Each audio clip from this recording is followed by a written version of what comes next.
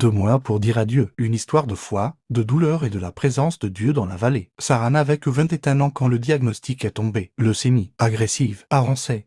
Terminale. Personne ne s'y attendait, ni sa mère, qui rêvait de sa remise de diplôme, ni sa famille à l'église, qui aimait sa voix. Les médecins lui ont donné 2 mois. 2 mois de vie. 2 mois pour dire adieu. Sa mère s'est effondrée. Son père est resté sans voix. Mais Sarah, regardant calmement la perfusion, a dit « Alors je l'adorerai avec chaque souffle jusqu'au dernier. » Moine, adoration dans la vallée. Sarah n'est pas rentrée chez elle pour mourir, mais pour vivre. Elle transforma sa chambre en lieu d'adoration. Musique douce. Écriture sur les murs. Même s'il me tue, j'espérerai en lui. Job 13/15. L'Éternel est proche de ceux qui ont le cœur brisé. Psaume 34/18. Les amis venaient la consoler et repartaient consolés. Affaiblie, elle priait et enregistrait des messages pleins d'espoir. Dieu est toujours bon, murmurait-elle. Ne doute pas de son amour à cause de ma douleur. Même mourante, elle tournait les cœurs vers Jésus. Moi 2, un adieu en paix. Ses forces baissaient, ses cheveux étaient tombés, mais sa foi brillait. Un soir, elle dit à sa mère, ce n'est pas un adieu pour toujours, juste pour un moment. Elle voulut aller à l'église une dernière fois. Enveloppée dans une couverture fragile, elle leva la main pour adorer. Larmes.